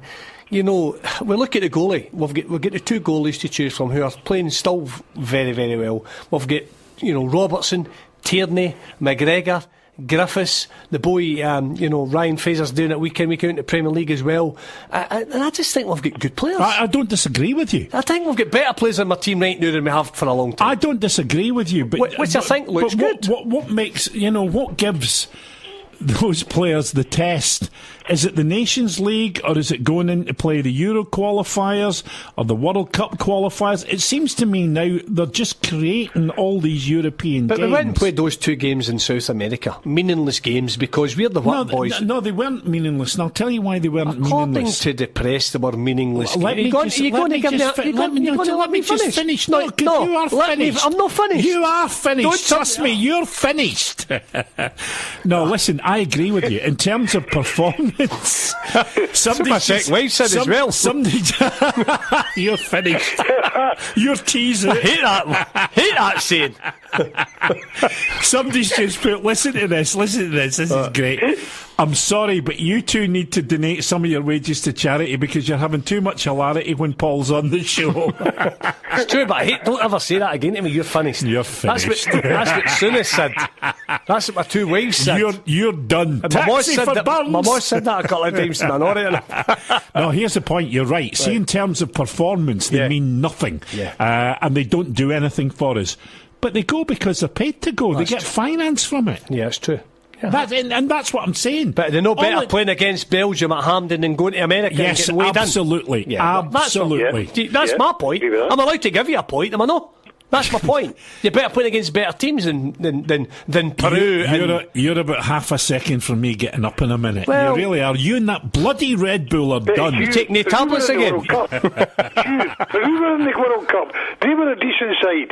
We weren't. Well, that's true. Yeah, Peru, they lost last night to a really, really understrength Netherlands team. So they can't be that good. I worry greatly that you followed the results of Peru. I really do. They lost 2-1 last night. Wesley Snyder. We'll call him Paddington, okay? Wesley Snyder. Wesley Snyder. Paddington Burns. Played for Holland. Do you like toast and marmalade? I do actually. I do like toast and Paddington, carry on. Yeah, you caught me. You just cut me off near them. You've put me off. So I'm saying nothing for a minute. I'll come in when I want. I have another mouthful of Red Bull. That's right. I need to stop putting vodka in it when I come on. Yeah, I'm telling you. See that stuff? It's lethal to you. Why is you to the moon? Vodka and Red Bull is lovely. Wee bit of ice on the side. Anyway, I agree with you, Higgs. I think this Nations League is a load of nonsense. What I can't understand, Bill, right? They've made it now to qualify for the World Cup. It's 32 teams, right? They better just make it 64 or 128 and just get on with it because they're adding everything else to try and, get everybody in the World Cup. You know what I mean? Yeah. What's Paddington mumbling about? Paddington.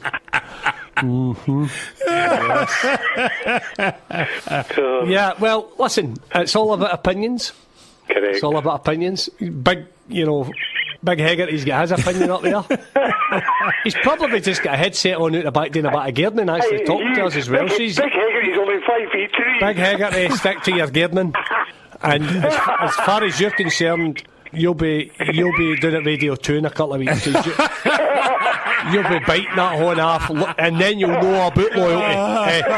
The loyalty with a capital L, loser. Loyalty, you'll be there. Listen, you forgot one very crucial thing. What? If I go to Radio 2... I ain't going to you because I don't like London. If I go to Radio 2, the doors get padlocked and you're done. Well, you're finished. I could be your driver. You are my driver. You drive me bloody mad. More like Yogi Burns than Paddington's. Yogi Burns? Okay. Look, it's one of these things, and I take what both of you are saying, but I'm not a fan of this Nations League. Do you know what I'm doing? I think I'll run a sweepstake on when the next tournament is brought out, because there'll be another one after this. Right. You know, and it'll just keep going. Yeah, I use a bundle of fun the night used to, that's for sure. It's an absolute pleasure. She likes Albania on Monday night. What crowd turned up for that one? Well, it's a sellout. They tell me it's an absolute sellout. You know, even they want Your feet nanicers midden. I'm telling you, is he telling pokies? He's talking a load of twaddle. 60,000 plus. And it only holds 58,000. Well, squeezing a couple in. Or 53,000. Doing the aisles, Niven. Put them in the hand to goals. But a full house Monday night. The health and safety man will have a field day. Looking forward to it. Scotland. Nonsense. I was going to say Rangers Albania, but that's my head. Aye. Scotland Albania, unbelievable. You know, imagine. Here's one for you, Hugh. What's the capital of Albania? I bet you don't know it. But Bill will know it. What's the capital of Albania?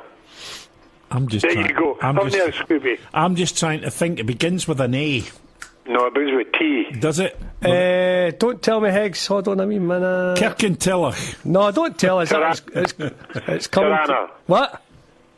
Tirana. I take it. I remember now. I take it you must have played David Dundee United a few years ago. No, I never played in Albania because they weren't good enough. End of story. End of. Well done, Higgs. I love it. Brilliant. No, I'm looking forward to the game, guys. It's a good warm up for us tonight, I think. You just convinced me, Belgium. When's the last time Belgium won anything? When's the last time Belgium won? Did you not not see any of the Belgian games during the World Cup? When did they win anything, I'm asking? When was the last time we won anything? Don't turn it on me again. No, when's the last time Belgium won anything? Compare apples with apples. Rubbish. When was the last time Belgium were at the World Cup? Listen. When was the last time Belgium were at the World Cup? Yeah, okay. So when was the last time we were at the World Cup? That's no winning anything, getting there, Bill. They've not won anything. But we bottled it. They've got there, we never. Yeah, no, honestly, it doesn't matter. It doesn't matter. They've not won anything, Belgium. Underachievers. Full of superstars. They don't mix well together. They don't even eat their dinner together at night. We're the same in our house. We just go for a supper. Pre-match meal. No, but honestly, I'm looking forward to the game. And I can't get home. I'm leaving here at 7:45. So, just to let you know, and I'll be up the road for 9:30.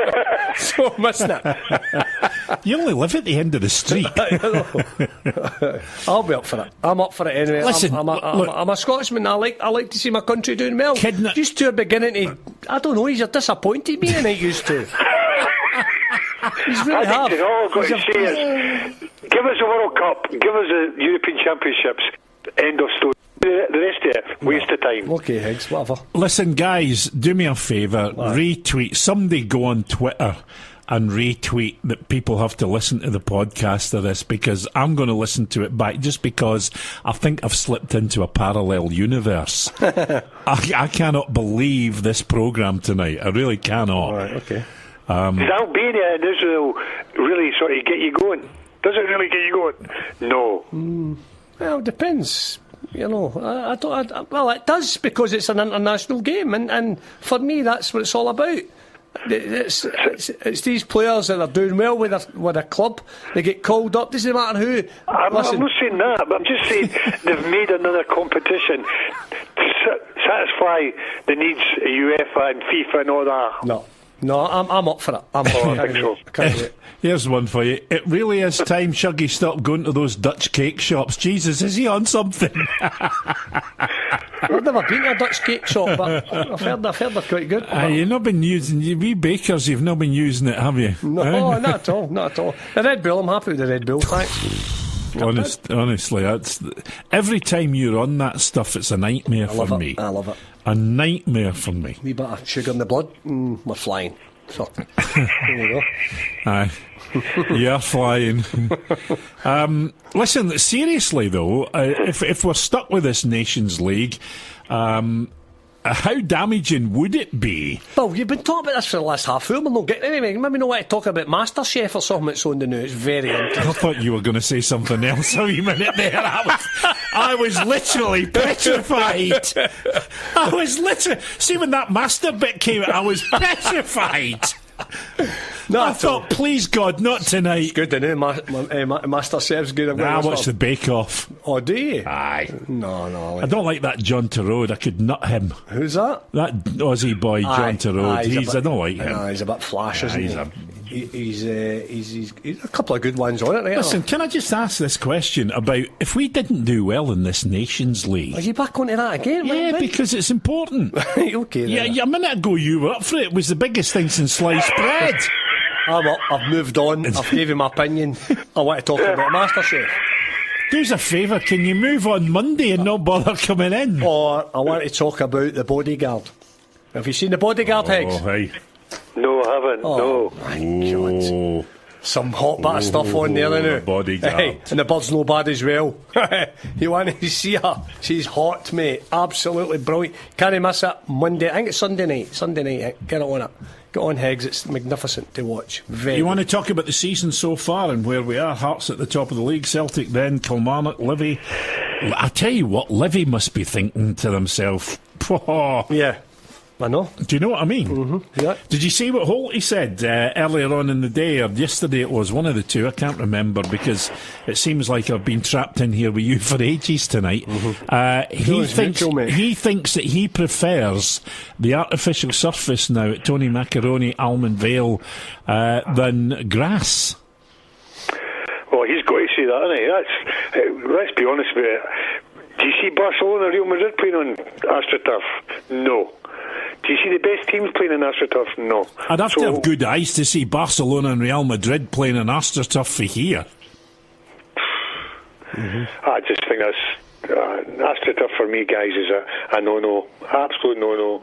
You want to play football on grass. I tell you what I found strange, seriously, watching the game last week with Livy, all these pellets that they put on it to, deaden things and kill bounces, and the infill. It looked like they were playing on grass because every move of everybody's foot, it looked like dirt was coming up. Well, you would think there was that many on it, and apparently you've got to fill it to you've got to leave a bit of the kind of pile, as I call it, exposed. Well, I think Higgs and I, when we were talking about the game and doing my bit on it on the forecast of it, probably just tipped Hibs just to come through and win it by the odd goal. It was a real strange one last week, them losing that game there. But that. What did I say last week? What did I say? Are you going to let me finish? What did I say? Before we go further, what did I say last week? Did I not say that this pitch might be a leveler for Hibs? Higgs, did I say that? Higgs. He did say that. We're just ditching talking football, and then we're just going to have Bill Young. Bill Young. That's all we're going to. Headline 6 o'clock, Bill Young, and nobody else is allowed to say anything. Fire away. Talk till your wee heart's content. I wish I had a gun.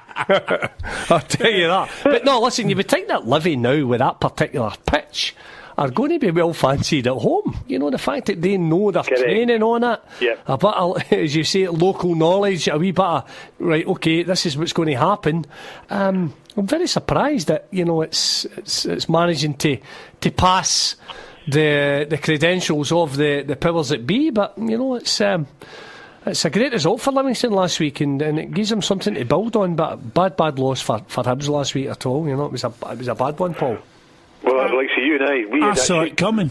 Yeah. Did you think so, Bill? Aye. I said, didn't I say to you? I said to you about the pitch. You did. Mm-hmm. Yeah.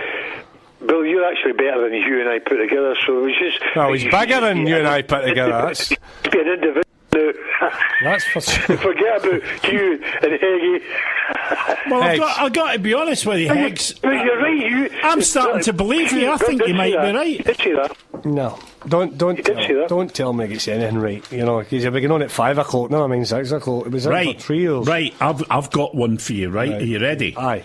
The SFA and Ian Maxwell.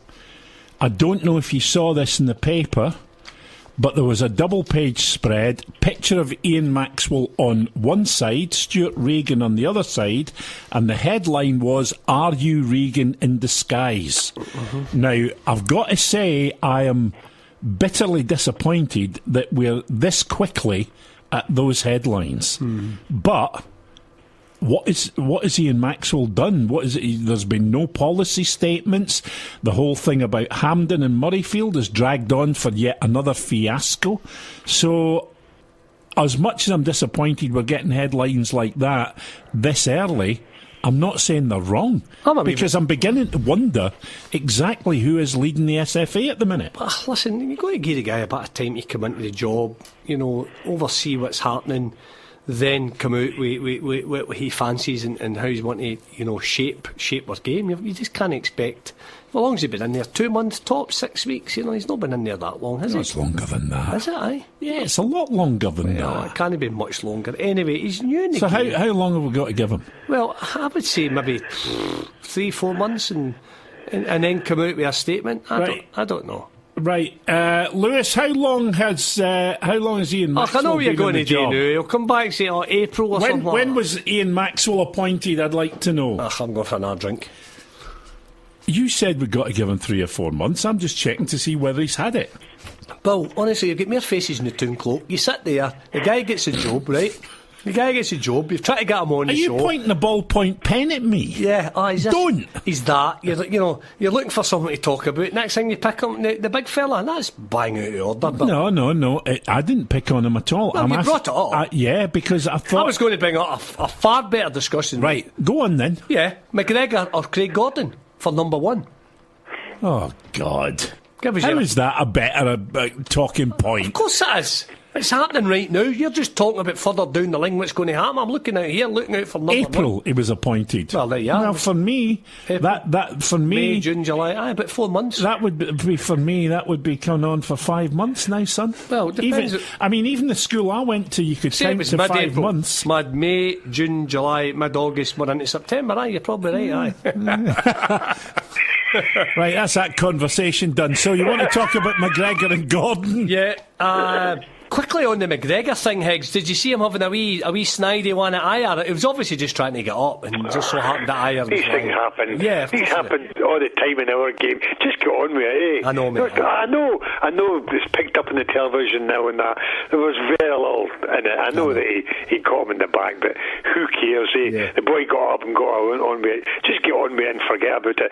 What I would say about Craig Gordon and McGregor, Alan McGregor, two excellent goalkeepers, and probably the goalkeeper on form, because he's had probably more to do, is Alan McGregor. Yes. And anything he has been tested at him, for Rangers over the last 2 months, or 8 weeks the season, he's been magnificent, absolutely magnificent. Craig Gordon isn't called upon that often, but when he is called upon, he does a vital saves. He's like an Andy Gorham when Rangers were at their heights.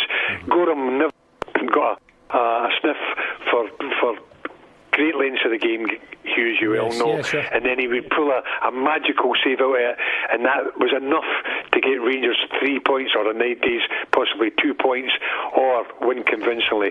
I think the two goalkeepers at present are very, very good, and it must have been a bit of a dilemma for Alec McLeish tonight to play who's who. I don't think there was much between the two of them, because I think two very, very good goalkeepers at present. Yeah, I think you're right. Both playing very well. Obviously, you're no surprise that I think McGregor does shade it. But I agree with that. Gordon has done well with Celtic, but in the back end. I don't think he's playing as well as he has done, though. I think the end of last season and the beginning of this season, I think he's not been himself, and I think he's. Who else has he been in? He's not been his I'm just waiting for the tumbleweed to pass now. Who's he been then? Shut up! Well, I'm asking you a question. That's a terrible way to talk to one of your guests. I think the problem, you're not my guest. It's Bill Young and you're guest. My penance. We don't even get a mention of it. It's Bill Young and guest. No, it says Hugh Burns here and Paul Hegarty. The new jingle will be Monday. You're right. And it'll not have your name on it. I better phone Murdo and see who he prefers working with. No, listen, seriously, I think the whole upset over his kicking and stuff's kind of reflected. Don't think it's ever been great. Listen, McGregor does route one. He's no tidy on the ball. He takes no chances. He knows exactly where it's going. Maybe that's just the way the manager wants him to play, but he doesn't take chances. Well, you know my feelings on it. Yeah, I've made it clear before. I think that's what a goalie does. Puts his boot through it. He doesn't faff around at the 18-yard box. You thought I was going to say it, but I never. He doesn't faff around at the 18-yard box and play tippy-tappy. He gets rid of it. He puts his boot through it. Yeah, I would agree with that. And it just gets him up, gets the back four pushed up, and it's a forward motion for all the team then when the goalie does do that. So I don't have a problem with that. I still think McGregor right now as a shot stopper, as all round as ahead of Gordon. I've always liked McGregor, but I do think he's come up in a real rich vein of form. It shows you what he's been doing in England all this time. That's a great point, I think I would agree with you there. He's came up and he's apart from, I would say the only mistake I've seen Alan McGregor making was not coming for the cross at Motherwell at 3-each when it was 3-2. What about the one when he came out for the goal that was knocked over his head? Anyway, Golson slipped and he slipped. McGregor slipped. No, I know that. So, he's only come out thinking that Golson's going to head it, Bill, and he's doing his sweeper keeper. I only asked the question. I wasn't being critical. Chances are to be Motherwell player with a score down. I wasn't offering an opinion. Well, I'm giving you mine. That's why I asked you. He slipped. Golson slipped first, and the goalie slipped. So, it was unfortunate. Apart from that, he's did okay. And let's not forget, we got him in a free. So, that shows you a bit of business. It was well done. I think he's a player as well. The older he's got as well, Hugh, I think he's been, just got better and better. And like goalkeepers, they do get better with age. Well, I think he'll always be a player, but that's another story. But I think really he's good about the dressing room. He's good with players. He's good all round. Fans love him, absolutely adore him. And he just doesn't let anybody down. So no, I think he's been a great signing. And listen, just staying on the goalkeeping front, I think Wes Fotheringham, I'm surprised he hasn't moved during the window. I thought somebody would have taken a wee punt with him and came in with maybe 200,000 or 300,000, maybe even a wee bit more. Because Rangers, I think paid $250,000 to Swindon for him. I reckon if they doubled their money, they would have been quite happy to deal. Because Jack Alnwick, I think he's out with a knock, isn't he? He's been injured. He's on loan. Is he on loan? He's on loan. Aye, well, and I think he quite likes the boy McCrory, Ross McCrory's brother. He's on loan as well. Is he? Aye. Mm-hmm. He went to... The last I heard, I think he went to Berwick Rangers. No, he's not away. Somewhere. Surely not. I don't know. I'm probably completely wrong. I think I've heard Tom saying he thinks that the manager really rates him and didn't want him actually to go on loan anywhere. I don't know if he's away, Bill. I don't know if he's away. I'd be surprised if he is, to be fair. But I think we're well off. It's great that... Who's away? McCrory, the goalkeeper. No, he is. He's on loan to somebody. I'm sure he is. Yeah, we'll check. But no, I just think that tonight, who starts? Craig Gordon, isn't it? Yeah. Well, which means he won't. Which hang on, shouldn't have done that. Yeah. Which means it means McGregor will play in the competitive match. Game. Well, that tells you against everything. Albania. I think it tells you everything, doesn't it? I think McGregor would be more happy to start in the competitive match rather than the friendly tonight. So. Yeah, I think we're well off in that position. I don't think we're struggling in the goalkeeping front. So, no, it was just your opinion on it, guys, to see who you thought was the... No, I think just two very good goalkeepers playing very well. And I've got to say what I said was that probably McGregor does shade it because he's been involved more in recent games and made vital saves. But Craig Gordon to me as well, I can see where Bill's talking about, like saying, he feels he's not as good as what he has been. Mm-hmm. But I think Celtic have been like that overall this season because they've hit so many good high standards over the last couple of seasons under Brendan, and I think it's very difficult to continue that at the highest level. And Higgs, just when we're on the subject of players and how well they're doing and what your opinion is, headlines at the back of the paper tonight: Robbo the Bruce, Eck, new leader can inspire the nation. Alec McLeish thinks that new skipper Andy Robertson can inspire a generation of young Scots. Liverpool ace Robbo captains the side for the first time tonight, which has been a sensational rise to top for the 24-year-old who was playing for Queen's Park just 5 years ago after being released by Celtic. What's your thoughts on the left back, mate? Well, I must admit, from what he's done regarding Queen's Park, Dundee, Hull City, and now Liverpool, it's fantastic. It's great for the kid. I think he's really good from middle to front. I still do question his defensive qualities. He has improved, obviously, playing with Liverpool, but from middle to front, fantastic. Getting balls forward, like Tierney, getting balls forward and causing the opposition havoc. I fear sometimes when you're playing against better players inside him at back post areas, he can be a wee bit vulnerable, but he has tightened that up with Liverpool over the last 6 months. But because a lot of times, Hugh, when he was playing for Hull City, he was exposed at the back post, and he allowed people to run inside him instead of him being inside the wide man, so that if the ball was going to be a problem, at least the winger was going to collect the ball and be away from the goal instead of being in front of the goal and inside him. But a fantastic sort of Roy Rover story, because it just shows you with ability but fantastic attitude and application and desire to want to succeed, your man's done very, very well. I think it's a great learning curve for young guys, Bill, young boys who might be, let's not get away from the fact, tossed on the scrap heap at an early age. I was golfing on Wednesday, Higgs, with Murdo and we Dixie Deans, and I was interested to find out who was in charge of the youths at that particular time, and we couldn't nail anybody down to a particular, right, he would have decided, because I'm thinking, was it John Parton? No, he's more recruitment. Would it have been Tommy McIntyre? Possibly. Would it have been Chris McCart? Would it have been Peter? Round about that time, 5-6 years ago, maybe. When you're thinking about it would have been, age is Robertson right now. Sorry, but just very quickly, 24. You're right, McCrory is back at Rangers, but he was at Berwick last season. Was Berwick, right? Yeah. Well, so, we just wondered who would have made that call at Celtic Park that, the kid's 14, 15, maybe even a wee bit older than that. I think Gus, snapped him up at Queen's Park.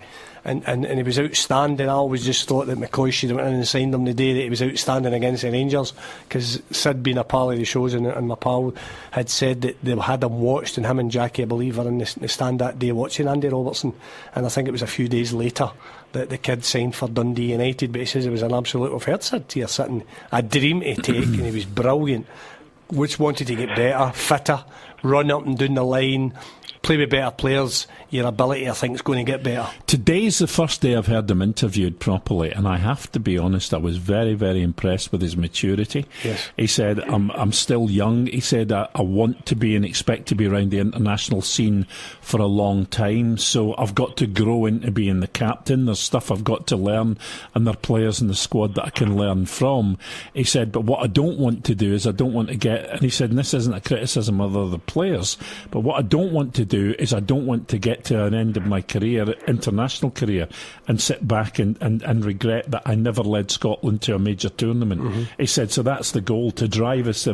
Very, very, very articulate, very well reasoned, and I was very impressed with him. Sounded very mature as well. Quite like the idea that when he comes back up the road, I think he's a Clarkston boy, and he goes about his old boys clubs, which is brilliant for these kids to see, an international footballer playing with Liverpool, a very unassuming, just down-to-earth young family boy. He's got a young kid now, a wee local girlfriend he's been with a long time. So I just think it's an unbelievable story. And it's something that, it must inspire other kids at an early age. I'm going back maybe even 10 years, really, You know, if he's 24, taking maybe 9-10 years when really he's been, you know, passed to the side and been overlooked at Celtic Park. But that happens. I'm not having a pop, you know, at Celtic for doing that. They must have decided at that time he thought he might have been a bit slight. I think Murdo said they'd said he was a bit small, but you know, boys mature, they get stronger, and they become young men, and they become, you know, just stronger all round. So, an unbelievable story. Queen's Park. You know, Dundee United, Hull City, Champions League final, Scotland captain, and can be the Scotland captain for the foreseeable, because you would think if he continues to do what he's doing with Liverpool, his assists are unbelievable. He won last weekend as well. Just absolutely week in, week out. He's right up there with stats. His stats go with assists at a fantastic level. So, just brilliant player to watch. Yeah, no, I absolutely agree. Guys, I'm going to take a quick break. We'll come back and we'll round things off here on Talking Football. Mark saying there's been a few good shows, but tonight's got my cheeks and side sore with laughing.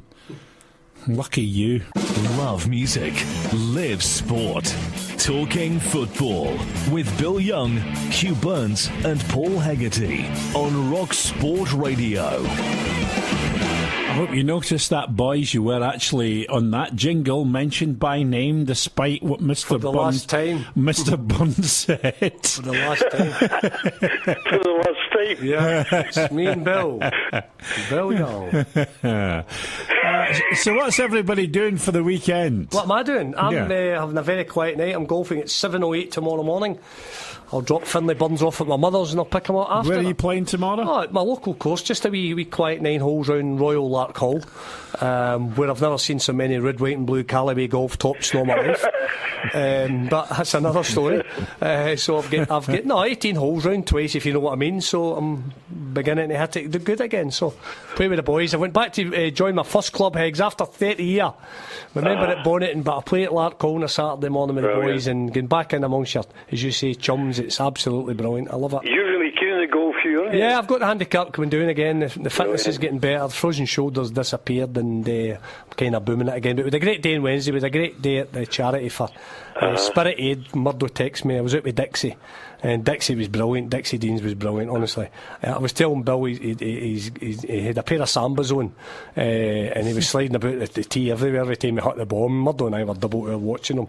But listen to the stories for Dixie Dean was brilliant. It was a great day. I love listening to players.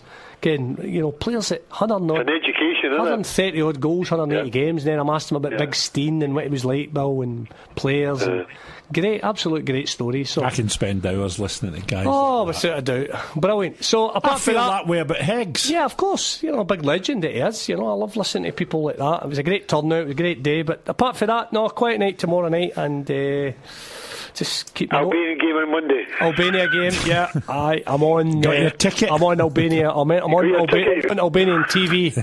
I'm on Albanian TV.